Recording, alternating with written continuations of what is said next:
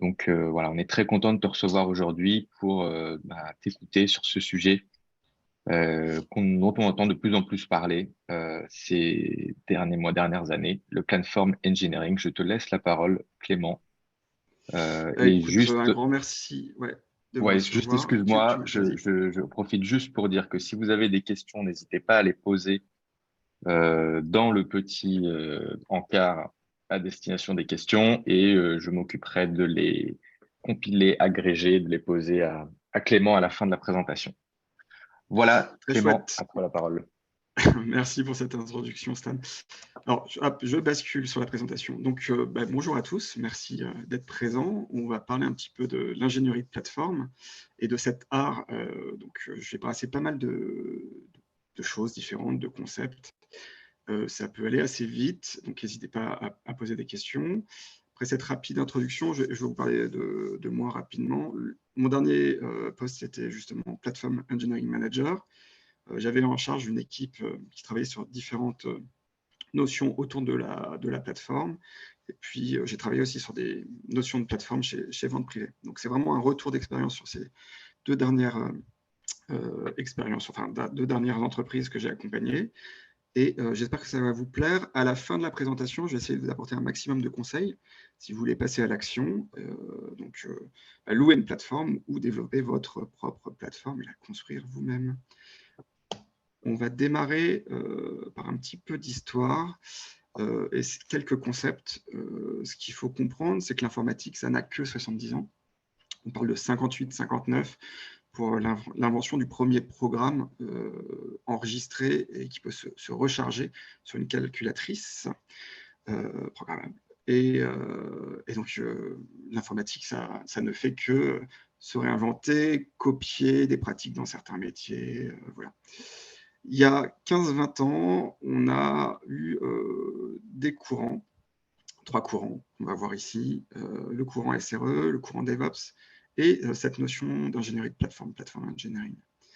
Ces trois courants, ils s'interconnectent, mais ils ont des idées un peu différentes les uns des autres, et c'est ce que j'aimerais brasser ici pour créer un peu de contexte. Alors, le SRE, c'est ce qu'on appelle la fiabilité des sites. Ça a été inventé par Ben Trainor chez Google. Actuellement, Ben Trainor est VP Engineering et il a plus de 4000 ingénieurs Google sous sa responsabilité. Le principe du SRE, c'est d'avoir des sites qui sont le plus fiables possible. Et pour ce faire, on va utiliser un certain nombre de pratiques classiques de l'administration système, comme la redondance, la répartition de charges.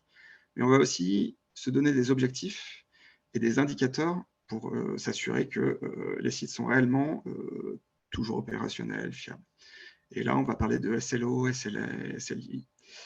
Toutes ces notions-là, elles sont dans un livre sur le SRE qui est disponible sur le site de Google. Et on va reparler un petit peu de ces notions de fiabilité, puisque ça va être des prérequis à la plateforme que vous pourriez avoir à construire. Le mouvement DevOps, celui-là est assez intéressant. Et notamment, ça part des choses dans le retour de ce qu'on appelle l'ingénierie de plateforme actuellement. Ce mouvement DevOps, il est là pour finalement faire en sorte que les deux équipes qu'on avait séparées à une époque, les sysadmins ou les gens des opérations et les développeurs, recommencent à travailler ensemble, main dans la main, et arrêter ce qui était probablement à l'époque perçu comme quelque chose de pas forcément très sain. Les développeurs développent une application, ils jettent ça par-dessus le mur, et les ops doivent se débrouiller de déployer ça, il n'y a pas de communication, et voilà. Donc l'idée du mouvement DevOps, c'est un ensemble de pratiques qui sont issues du manifeste agile et de tout ce qui a été plus ou moins écrit dans ce manifeste agile par le aussi inventeur de la méthode agile Extreme Programming.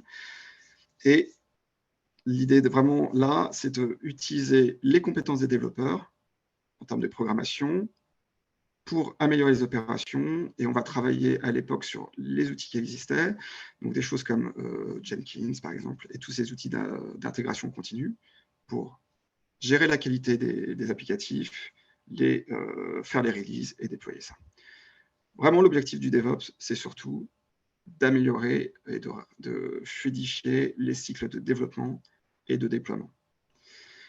Et on arrive à Platform Engineering, notre sujet.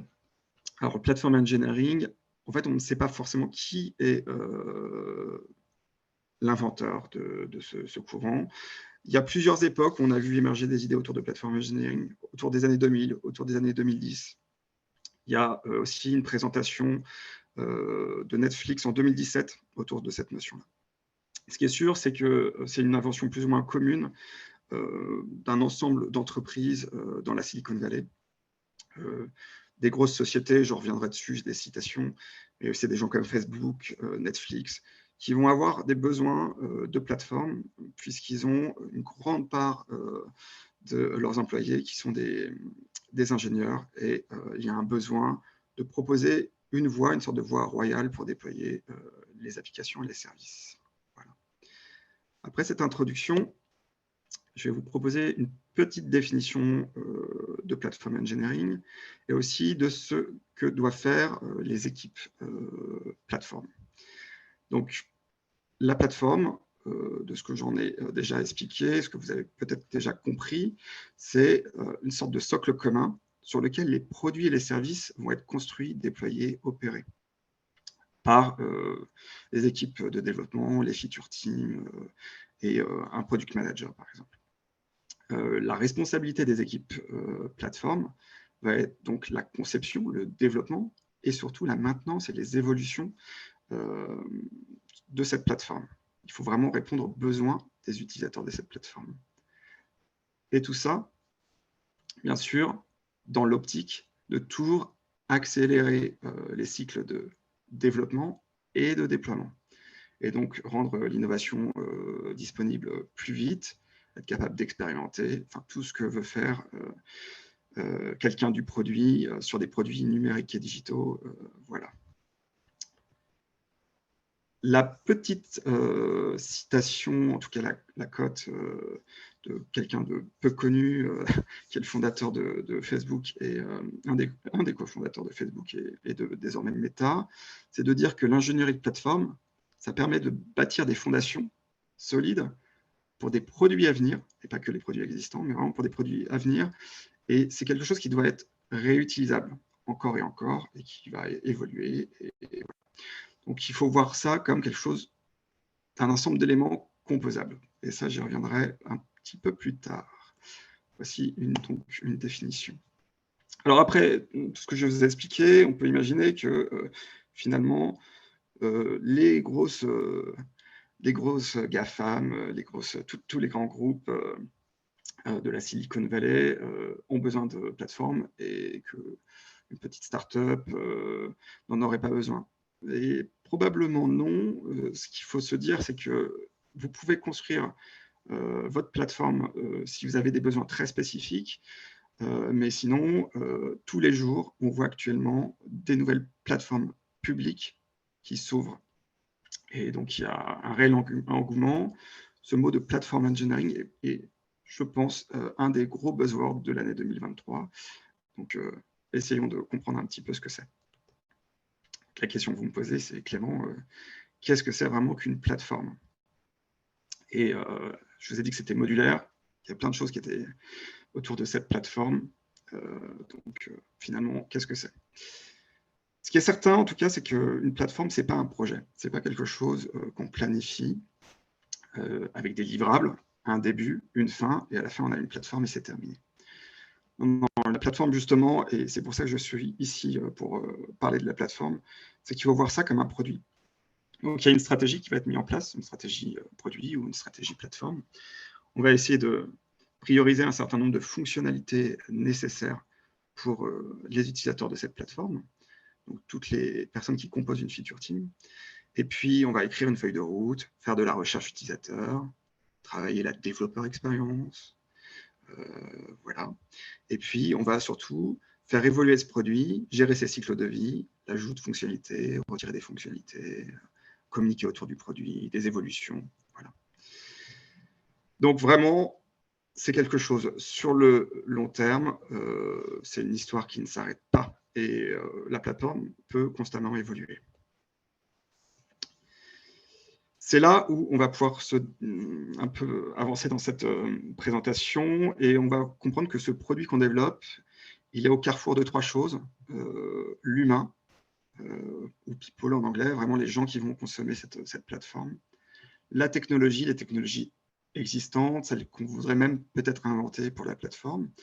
Et puis le business, c'est-à-dire finalement, cette plateforme, elle est là pour servir vraiment le business, faire en sorte que le business marche et le business va avoir un certain nombre de prérequis qui vont créer, en tout cas façonner cette plateforme dans une direction qui peut être différente en fonction des organisations.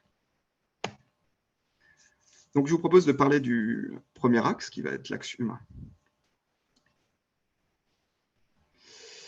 Une plateforme, ça peut être un gros changement dans une organisation. Alors les organisations, elles ont différentes maturités. Je vous ai parlé du DevOps, qui a à peu près 15-20 ans. Le DevOps, ça a été proposé aux collaborateurs de choisir leurs outils pour accélérer les déploiements. Ce qui fait qu'il y a eu beaucoup d'outils mis en place dans une organisation. Probablement, votre organisation peut être un peu sous forme de silo. Et donc, il y a un ensemble de pratiques qui sont très hétérogènes dans toute votre organisation. Ça, c'est pour des entreprises assez matures. Pour des nouvelles entreprises, c'est peut-être moins difficile de créer une plateforme, mais pas forcément. Ce qui est sûr, c'est que la plateforme, son objectif, c'est de créer des interactions plus ordonnées entre les différentes parties qui ont besoin de déployer des produits numériques, et si possible, à moindre coût, en manipulant des ressources qui vont être standards, des ressources de la plateforme, et des ressources qui sont non standards. Voilà. Donc ce changement, s'il y a un écosystème existant, ça peut être effectivement très difficile de remodeler ça et surtout de changer les pratiques. Pour y arriver, il faut inclure dès le début les utilisateurs de la plateforme dans la conception. Il ne va pas falloir forcément créer from scratch une équipe plateforme, mais bien poser les questions aux développeurs et aux équipes et aux feature teams, comprendre un peu quels sont leurs problèmes et essayer de trouver avec eux des solutions.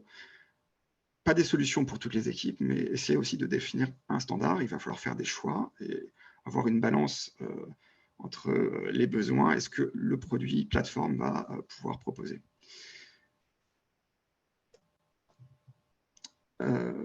Voilà. Alors, ensuite, je vous ai parlé de différentes organisations, des startups de la Silicon Valley.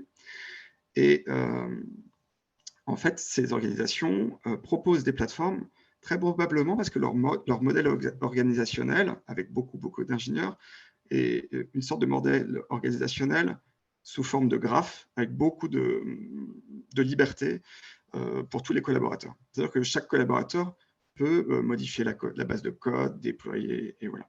Et finalement, une plateforme, c'est en ça très pratique, puisqu'on va pouvoir gérer les droits et faire en sorte que tout le monde puisse apporter quelque chose, apporter de l'innovation.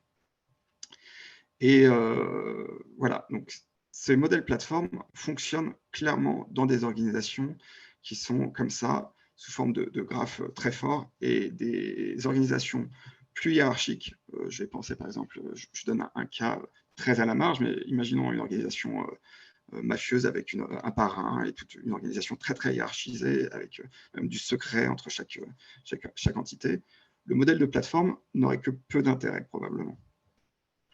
On va encore un petit peu parler, et là je vais juste développer une idée derrière les équipes de plateforme. Vous avez ici un schéma qui a été partagé il y a 2-3 semaines par Adrian Cockcroft, qui est architecte renommé. Il a été notamment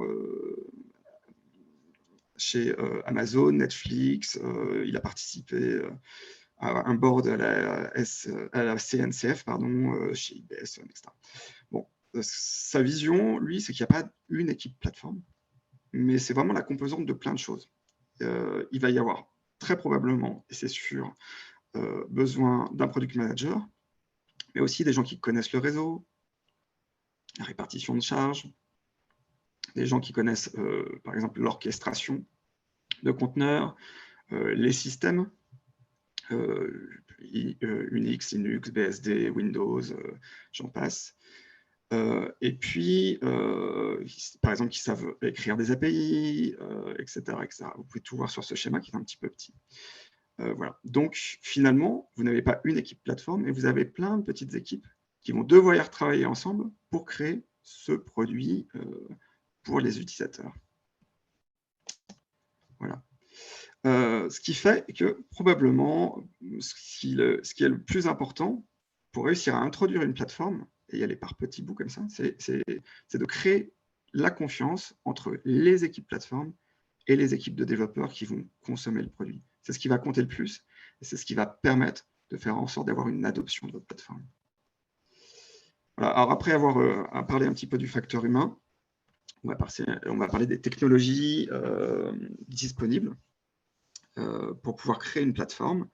Puis si vous avez des questions sur la partie humaine, n'hésitez pas à les noter et je répondrai après. Alors technologiquement, ce que je vous ai dit, c'est qu'après ce courant DevOps, il y a une sorte de DevOps fatigue et des outils partout dans ce fameux cycle de développement que vous connaissez, qui est on écrit, on teste, on déploie, on opère, puis on monitore, on replanifie, on collabore, on construit, etc. C'est cette boucle DevOps que vous connaissez probablement. Donc, on voit ici une sorte de radar des technologies, et faire des choix technologiques, c'est compliqué, et plus vous avez un nombre d'important d'équipes qui font ça chez vous, plus vous avez de chance qu'il y ait énormément de technologies officielles dans votre organisation. Ça crée carrément une fatigue, et puis vous avez certainement très peu d'experts sur chaque technologie, ce qui est probablement un risque aussi. Donc, si vous avez à créer une plateforme, avec les personnes avec qui vous allez vous poser sur le sujet, vous aurez énormément d'options. Autant que celles qui ont probablement été choisies par toutes les équipes DevOps dans votre organisation. Notamment, vous aurez des questions à vous poser en termes de ressources que vous allez consommer. Il va vous falloir 3 choses de base, déjà, pour créer votre plateforme. Ça va être ce qu'on appelle du compute, du stockage, par exemple. Donc, vous avez des solutions de cloud public. Donc là, j'en ai listé quelques-unes, AWS, Azure, GCP, OVH. Mais vous avez aussi la possibilité de faire votre plateforme sur du on-premise. Vous avez aussi la possibilité d'écrire votre propre cloud privé sur vos data centers. Donc, il y a un choix technologique à faire, et ça va probablement dépendre des besoins de vos équipes de développement, mais aussi des besoins de votre organisation et du business. Pour déployer vite, parce que l'objectif de cette plateforme, c'est quand même toujours, on a dit, d'accélérer les cycles de développement et les cycles de mise en production, vous allez avoir des besoins d'orchestration. Alors, il y a la virtualisation, mais il y a aussi la containerisation, et actuellement, la technologie qui a gagné, c'est Kubernetes. Donc, Kubernetes permet de déployer très vite des choses, mais en revanche, il est sûr que ça peut être assez compliqué à aborder pour toutes les équipes. Si vous pensez à manipuler des configurations type Helm, forcément, toutes les équipes ne sont pas très à l'aise avec ça. Ça peut être de plus en plus compliqué. Vous allez avoir à déployer ce qu'on appelle des sidecars, différentes choses, pour l'observabilité, par exemple. Et ça devient de plus en plus compliqué. Donc, pouvoir le confier à une équipe plateforme et simplifier les choses peut être un vrai besoin et surtout un vrai soulagement pour les feature teams qui vont pouvoir se concentrer sur la valeur de leurs produits. Containerisation, une des briques technologiques sous-jacentes qui est très utilisée pour la conception de plateformes, et des solutions d'orchestration comme Cube, mais autres peuvent tout à fait être des choses que vous utilisez. Vous allez aussi avoir besoin d'automatiser des choses, justement pour créer et dupliquer un certain nombre de ressources et créer des architectures pour l'ensemble de ces équipes afin de déployer leurs services. Et pour cela, il y a plein d'outils, j'en ai mis que 2, mais les plus connus sont par exemple les outils comme Terraform, des outils comme Ansible, plus particulièrement pour le provisioning, donc rajouter les applications nécessaires sur vos machines. Voilà. Et puis aussi, ce que va avoir à faire l'équipe plateforme, c'est d'essayer de rationaliser l'ensemble des pipelines qui ont été créés, ou en tout cas d'avoir une offre de pipeline standard pour créer ces chemins royaux, ces golden paths vers la plateforme. Cette équipe va se poser les mêmes questions que les équipes classiques DevOps qui ont eu à déployer leurs applications. Elles vont se poser des questions autour des environnements, les environnements qu'il va falloir offrir, donc un environnement de développement, multibranche, et ou un seul environnement unique dans lequel on va déployer plein de versions. On va faire ce qu'on appelle du canary, et on va ensuite se concentrer sur comment router le trafic vers une ou plusieurs versions déployées, et ainsi être en capacité de faire des expérimentations, regarder comment les utilisateurs se comportent, ce qui est très bon pour faire évoluer le produit. Voilà. Donc ça, c'est des choses que va pouvoir offrir et essayer de simplifier et standardiser une équipe ou des équipes, en tout cas plateforme. Ça, c'est pour les technologies derrière une plateforme. Donc, vous voyez, c'est des choses que vous connaissez si vous êtes dans la tech, mais l'idée derrière tout ça, c'est de faire un produit.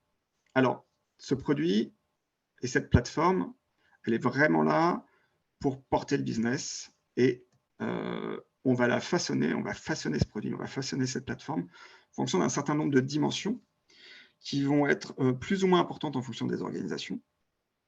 Différentes si vous faites, vous créez par exemple, vous voulez faire une offre PaaS, vous allez créer une plateforme publique pour des clients, vous n'allez pas du tout avoir les mêmes prérequis. Si vous faites une plateforme interne, vous allez en avoir d'autres. Donc, les dimensions les plus communes qu'on peut retrouver à peu près sur toutes les plateformes, j'en ai listé ici certaines, et puis après, je vais peut-être vous parler de dimensions qui peuvent être plus spécifiques à une organisation. Mais on va avoir des dimensions comme la facilité d'utilisation. Effectivement, hein, l'idée, c'est de retirer une sorte de charge cognitive. Donc, les développeurs doivent être capables d'utiliser cette plateforme, les pipelines, avec facilité. Mais aussi, la plateforme doit apporter une fiabilité. Et c'est ce qu'attend l'organisation. Elle souhaite que tout ce qui est déployé via la plateforme, eh bien, ça ne casse pas. Voilà. Et puis, cette plateforme, peut-être, elle peut avoir une dimension de coût importante. On va essayer de faire en sorte que tout ce qui est déployé sur la plateforme, ça reste maîtrisé en termes de coût et qu'il n'y ait pas une explosion du coût. Donc, vraiment, être en capacité, en maîtrise des coûts. Mais aussi, voilà, la plateforme, elle est là pour accélérer la vélocité, les cycles de développement, j'en ai déjà parlé. On va demander aussi à la plateforme de garantir une certaine performance. C'est-à-dire que toutes les applications et les services qui vont être sur cette plateforme, on souhaite qu'ils puissent répondre vite. Donc, imaginons que la plateforme que vous êtes en train de concevoir a beaucoup d'interactions entre un ensemble de services ou microservices. Plus il y a des interactions, plus peut-être votre latence va être importante. Et les équipes plateformes ou les gens qui développent cette plateforme doivent garantir que les services qui sont sur cette plateforme répondent vite. Voilà. Vous allez pouvoir avoir aussi des dimensions comme la sécurité, la sûreté. Voilà, bon, ça c'est assez évident. L'idée, c'est que cette plateforme soit par exemple capable de résister à des attaques de type déni de service ou déni de service distribué, DDoS. Et je passe tout ça. Voilà. Dans les critères plus spécifiques, une organisation pourrait par exemple souhaiter que la plateforme soit soutenable, et on fera en sorte de déployer cette plateforme dans des régions ou dans des data centers dont on sait que l'origine de l'électricité est plus verte. Voilà, on ne va pas brûler de gaz pour les data centers, on a des économies d'eau dans les data centers, etc. Voilà. Ça peut être des choix qui sont très importants et qui vont façonner, tous ces choix-là vont façonner votre plateforme, clairement. Voilà. En revanche, un objectif commun, et je vous parlais de fiabilité tout à l'heure comme dimension probablement importante, ça va être cet objectif de résilience. La plupart des plateformes, on va leur demander de faire en sorte qu'elles soient capables de toujours opérer les services un maximum. Et là, on va parler de SLO, hein, c'est des choses qui ont été définies par le courant SRE.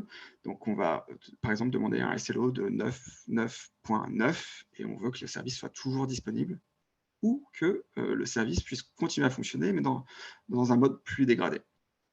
Voilà. Donc ça, probablement une des dimensions la plus importante pour le business.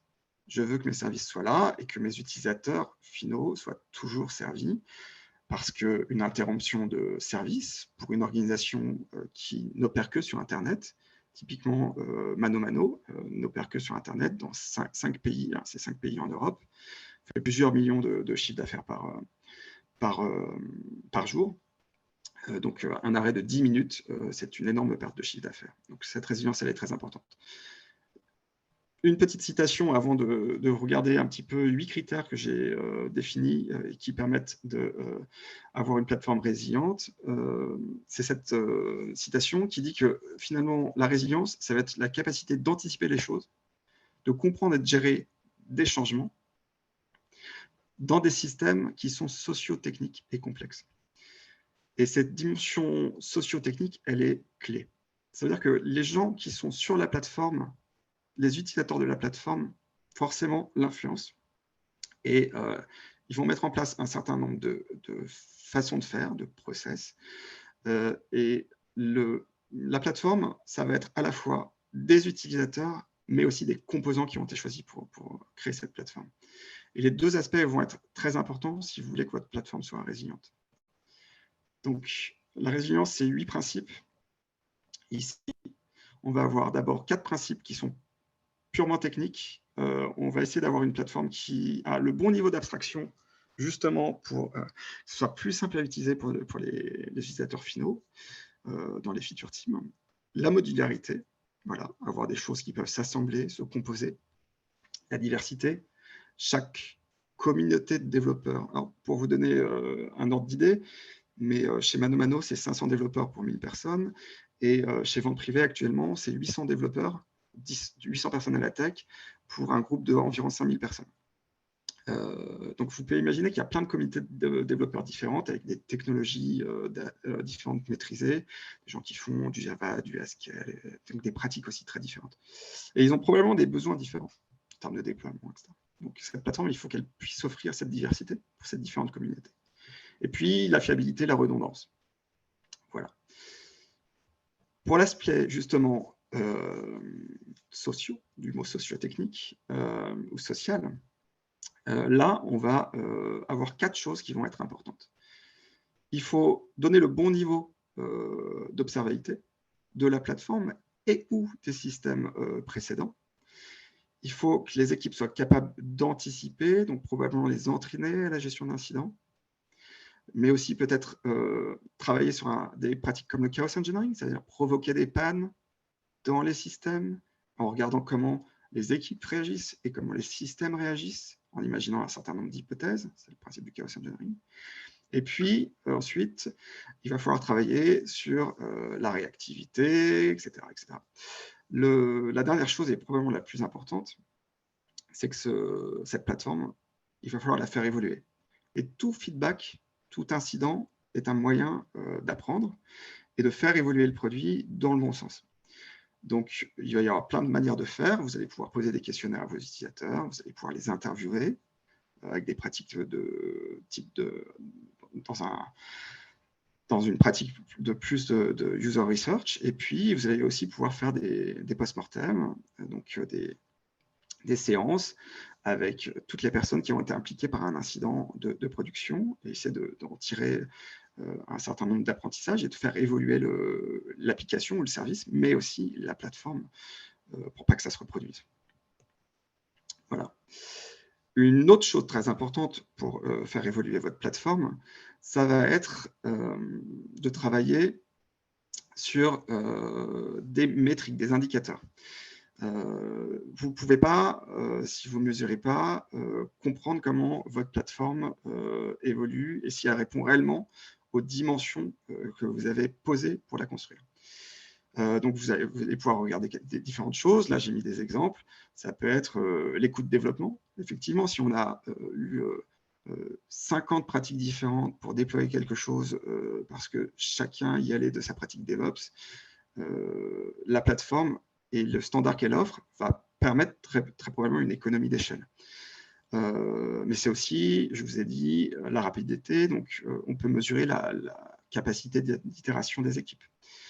Le délai de mise sur le marché d'un nouveau produit depuis le lancement de ce projet service jusqu'à son déploiement. Et puis, vous allez pouvoir regarder différentes choses, donc ces fameux SLO, les disponibilités de services, les performances des services, mais aussi, et on parlait de ça, l'attrition et le fait que vos développeurs sont contents, moins fatigués et ravis de pouvoir déployer plus vite sur cette plateforme. Chez ManoMano, c'est plus de 50 changements et déploiements par jour qui sont effectués sur la plateforme. Voilà. Donc, très important, vous ne pouvez pas fixer ce que vous ne pouvez pas mesurer. Donc, vous allez travailler sur les feedbacks, les post-mortem, les interviews, les questionnaires, mais il faut aussi mesurer un certain nombre de choses pour voir des dérives sur votre plateforme, ou en tout cas trouver des idées et essayer d'améliorer les choses. Voilà.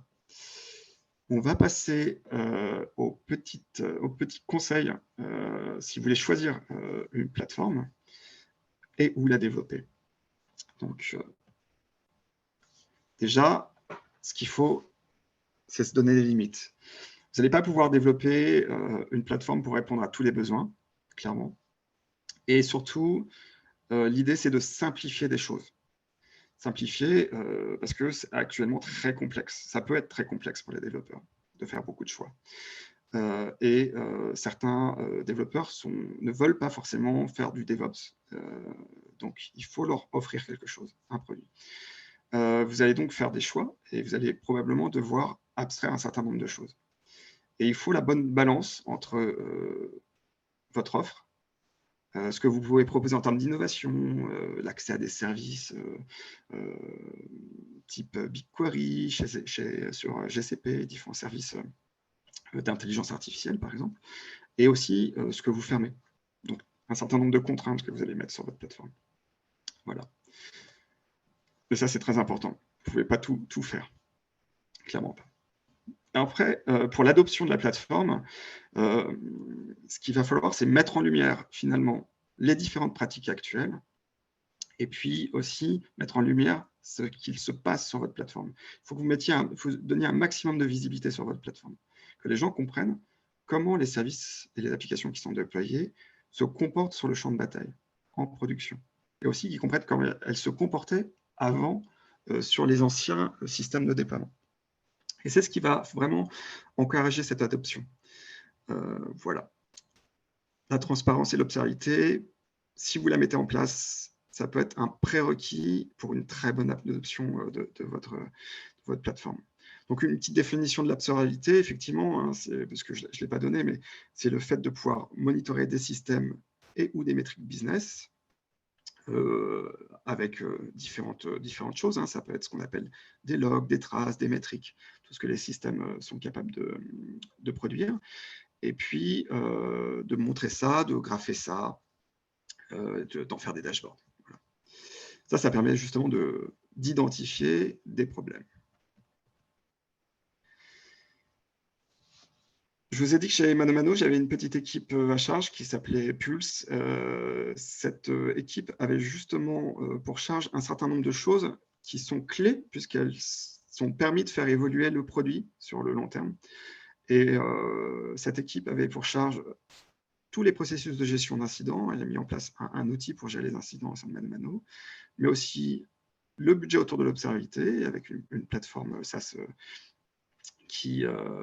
on a mis en place et qu'on a fait évoluer avec toute l'ingénierie et toute la tech, des pratiques de chaos engineering. On mettait en place des événements biannuels pour essayer de déterminer des endroits avec des faiblesses que les collaborateurs connaissent, puis imaginer des expérimentations, casser. Ça, forcément, on en tire un certain nombre d'apprentissages et ça nourrit la plateforme et les évolutions de la plateforme. Travailler sur la performance web, c'est-à-dire s'équiper, faire des différents tests de performance, travailler sur ce qu'on appelle du profiling, donc mesurer réellement le temps passé dans les programmes. Tous ces outils vont permettre de comprendre ce qui se passe et toujours d'améliorer ce produit plateforme. Et puis aussi des pratiques comme les pratiques FinOps, donc c'est-à-dire les pratiques qui permettent d'analyser les factures des cloud providers publics, vont permettre de faire des choix d'architecture, des choix technologiques dans les différents composants qu'on va choisir chez AWS, GCP par exemple.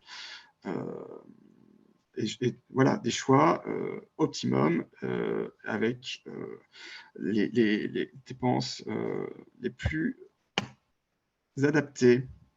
Voilà. Dernière petite chose, effectivement, il faut savoir commencer petit. Votre plateforme, elle va faire probablement que grossir, parce que vous allez rajouter des choses, des fonctionnalités en fonction des dimensions que vous avez choisies.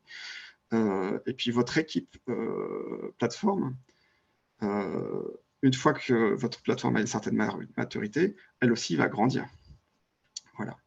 Donc il faut y aller progressivement, et si vous avez la bonne adoption, et que votre plateforme devient le standard et le chemin, la voie royale pour déployer, vous allez avoir une plateforme qui va être assez grande et avec une bonne maturité et qui répondra aux enjeux au business. Un ensemble de fallacies ou de faux raisonnements.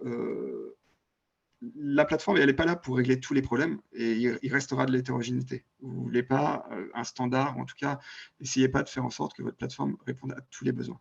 Et là, je vous avais parlé tout à l'heure de cette balance entre ce qu'on ouvre et ce qu'on ferme. Et puis, il y a des équipes qui, c'est très justifié, ne peuvent pas utiliser la plateforme. Et ce sera à eux de comprendre pourquoi, et ils pourront continuer à déployer les choses comme ils le souhaitent. Voilà. L'objectif de la plateforme, c'est vraiment d'apporter du progrès, mais pas d'être parfaite.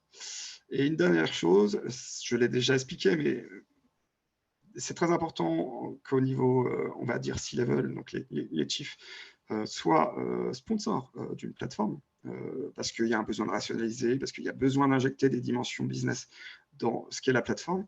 Mais en revanche, si vos développeurs n'aiment pas la plateforme, votre projet plateforme, il va s'arrêter. Donc, c'est vraiment une approche ascendante, bottom-up. Et il est très important d'impliquer les engineering managers, les équipes produits, les coachs agiles, les développeurs, dès le début, dans la conception de la roadmap, par exemple, de votre plateforme. Voilà. On va passer à la conclusion. Voilà, donc si vous avez besoin d'accélérer vos rythmes de livraison actuellement, très probable que vous devriez opter pour des plateformes, ou une ingénierie de plateforme.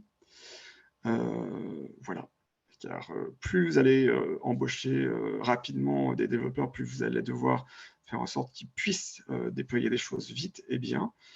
Si ça prend des mois, les équipes ne vont pas être efficaces tout de suite. Donc une plateforme, ça va permettre d'avoir des équipes qui arrivent très vite chez vous pour déployer des services et amener tout de suite de l'innovation, et pas leur demander d'abord de choisir leurs outils pour déployer. Voilà. Donc, vraiment, la plateforme, c'est vraiment un accélérateur, c'est une manière d'industrialiser tous ces process.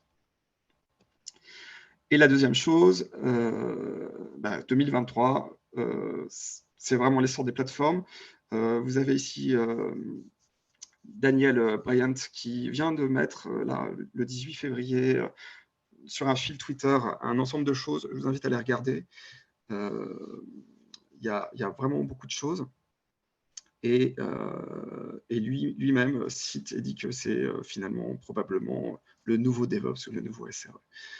Je ne sais pas si c'est vrai, mais en tout cas, le sujet est assez intéressant pour le voir. Je vais m'arrêter là. Donc, vous pouvez aussi me trouver sur Twitter. Je ne tweete pas tant que ça. En revanche, j'ai pas mal d'articles sur Medium disponibles depuis janvier autour de ce sujet. Donc, on peut approfondir un certain nombre de choses que j'ai balayées dans cette présentation. Donc, voilà, si ça vous intéresse, je vous invite à le lire. ou à commenter. Et je serais ravi d'écrire des choses là-dessus. Vous pouvez me trouver sur medium/Chusno ou /Chusno sur Twitter. Une dernière chose, je pense que l'avenir des plateformes est très prometteur, mais il ne faut pas oublier que les principes fondamentaux derrière les plateformes. Une plateforme, ça peut être un gain incroyable dans une organisation pour accélérer l'innovation, mais ça peut être aussi un frein. Donc, il faut absolument que vous voyez votre plateforme comme un produit, comme n'importe quel autre produit numérique dans votre organisation. Si ce n'est pas le cas, il est probable que vous ayez une mauvaise adoption de votre produit et que ça devienne un frein. Donc, il faut vraiment penser la plateforme, même si c'est un sous-jacent, même si ça manipule de l'infrastructure, comme un produit numérique dans votre organisation. C'est la clé probablement pour que ça fonctionne. Et voilà. Est-ce qu'on a des questions? Yes, merci beaucoup Clément pour cette belle présentation, bien exhaustive. C'était hyper intéressant. Ce qui était cool, c'est qu'il y a pas mal de questions qui se sont posées et que tu y répondais en fait une ou deux slides après, mais on va quand même essayer de creuser un tout petit peu. Des questions autour de l'équipe, justement, de l'équipe plateforme. J'essaie d'un peu d'agréger différentes questions qui ont été posées. Parce que tu en as parlé, notamment avec le schéma, que c'est d'abord plusieurs petites équipes. Peut-être que, je pense qu'une question, c'est que est-ce que c'est la destinée inéluctable de plateforme engineering de devenir une équipe, même si ça commence un petit peu de manière éparse dans l'organisation petit à petit. Est-ce que tu penses que quand on scale, à un moment donné, il faut qu'il y ait quand même une équipe qui soit dédiée sur ce sujet? Alors, moi, je vais juste parler de mon expérience.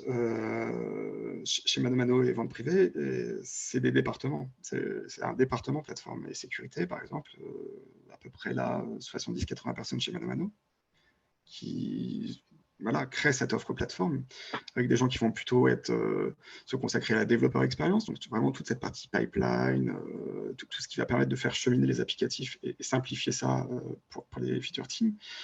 Il va y avoir des gens qui vont s'occuper plus de la partie justement orchestration conteneur.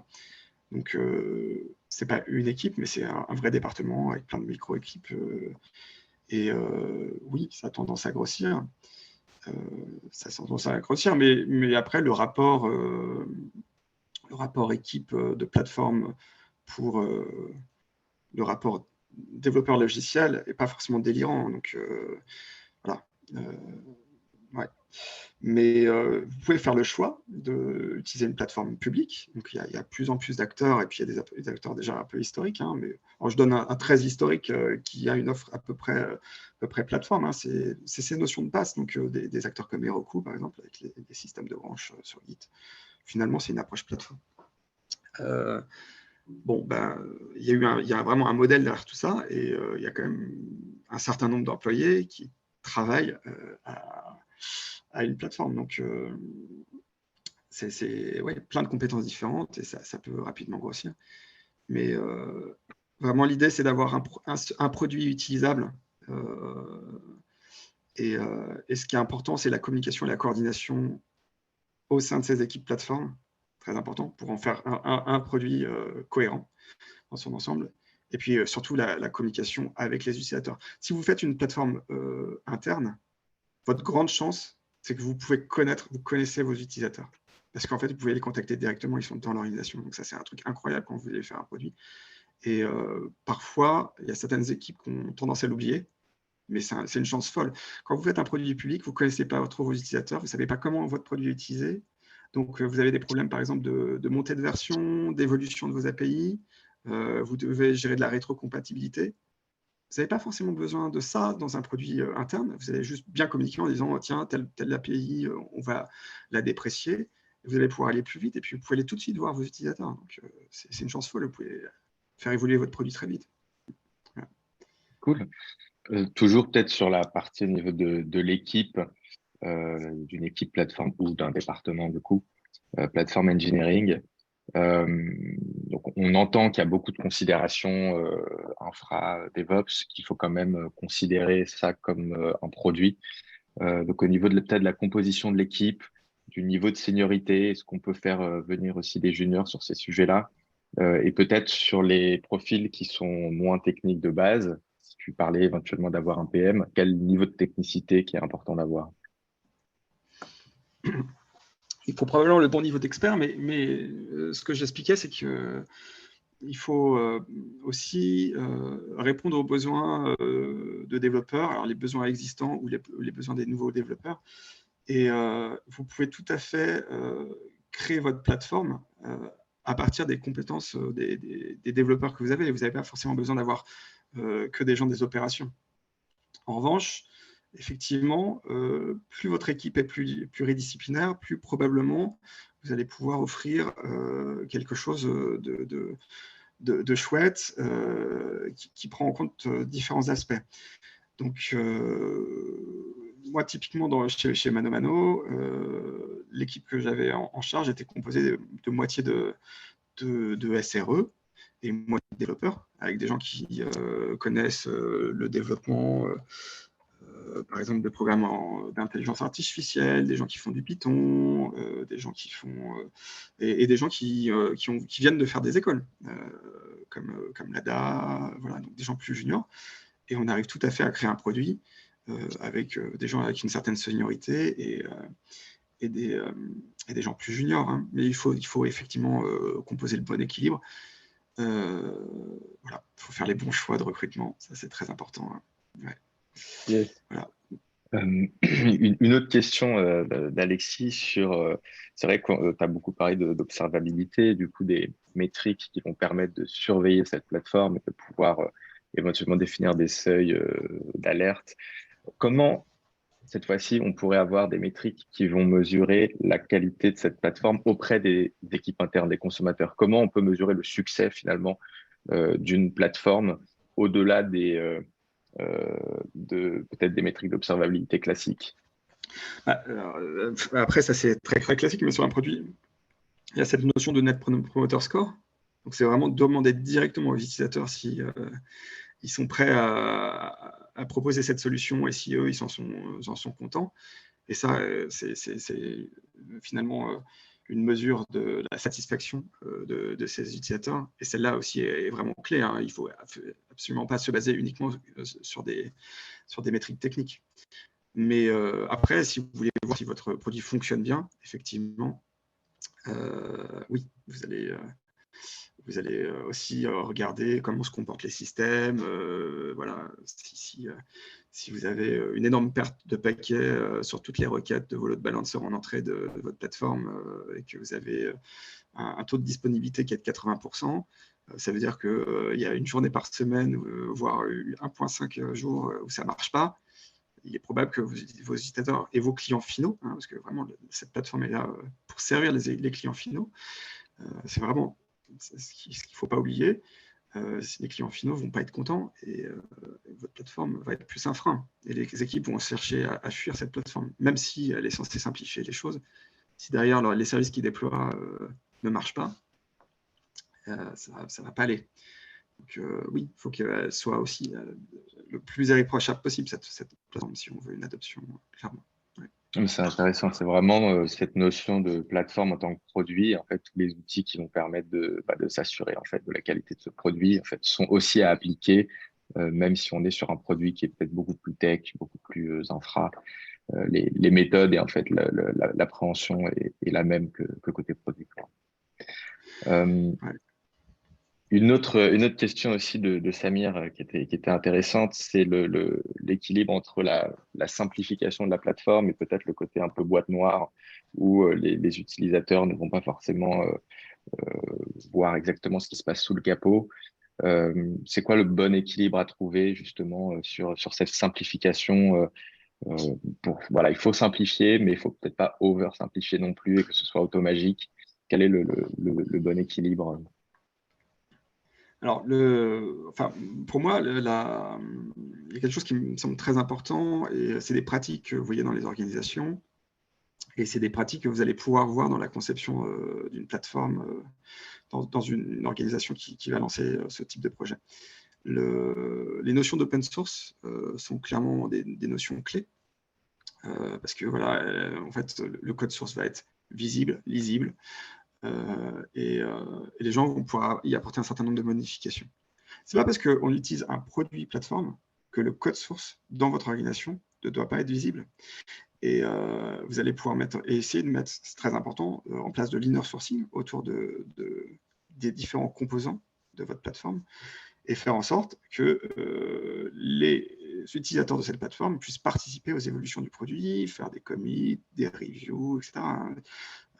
Voilà. Et donc, ils vont comprendre les mécanismes et les sous-jacents. Ça ne va pas être une black box. Par contre, son utilisation, oui, l'idée, c'est de simplifier la vie au quotidien et de simplifier la mise sur le marché d'un service, ce genre de choses. Donc, mais il ne faut pas que ça devienne une black box. Donc, c'est une bonne question. Cool. On a un peu dépassé notre temps. Il restait quelques petites questions, Ludovic, sur les utilisateurs à interviewer, mais c'est vrai qu'on a vu, je pense que tous les développeurs de la plateforme, tous les utilisateurs directs avec cette approche bottom-up, je pense pas le coup d'être interviewé pour vraiment avoir le ressenti des utilisateurs directs. Benoît proposait aussi quelques métriques intéressantes qui peuvent être intéressantes à surveiller et il proposait de jeter un œil à Kovri.